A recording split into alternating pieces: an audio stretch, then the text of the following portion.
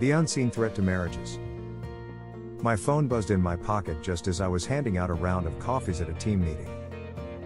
It's a text message from a friend, and it's not good news. His wife has moved out and gone to live with her mother.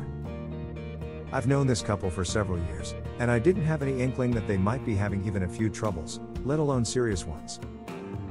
It's a total shock, and I'm very sad to hear what has happened. I met my friend, a husband, later that week.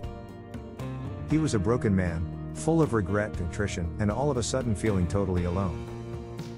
And more than that, he was embarrassed, ashamed that deep down he'd known his marriage was drifting in the wrong direction, but that he'd been too complacent and, perhaps, apathetic, to halt it. I just didn't think it would ever get to this point, he told me. I thought it would sort itself out.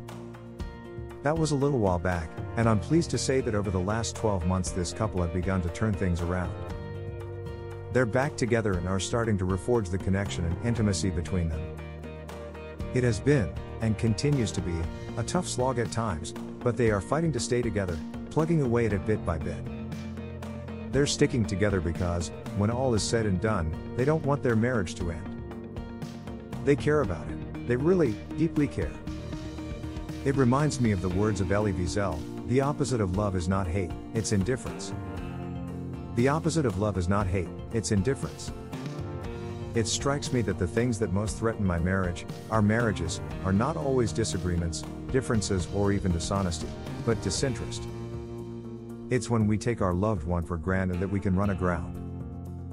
When we are indifferent to the most important relationship in our life, we can suddenly find ourselves in an empty house. I find this thought challenging and inspiring in equal measure. When I proposed to my wife, I didn't do it half-heartedly. I knew that I wanted to spend the rest of my life with her, and I hope she felt the same. She did. So I went for it, heart on sleeve, knowing that it was worth it. That belief in our relationship hasn't changed. I try to relish every day of our marriage, however, I know how easy it is to slip into indifference. The challenge is to keep feeling as I did all those years ago, to purposely do everything I can to keep our marriage strong and lasting. I recently heard another man speaking about the lessons he learned in his marriage. He remarked, "I started putting my wife first. Everything before then had been about work, children, and me. My wife was part of the story, but not the central character. But then things began to change. So what does it take to avoid indifference? Here are some tips that can help. Ask yourself what characteristics you most value in your partner. What is it that they bring to your life? And then take just a moment or two to consider what your life would look like without your partner in it. What would you be left without? And finally, don't settle for anything less than building a marriage that is all that it can be. Discuss with your partner how you can make your relationship even better.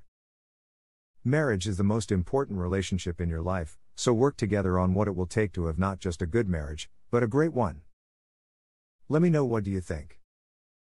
Looking forward to your comments.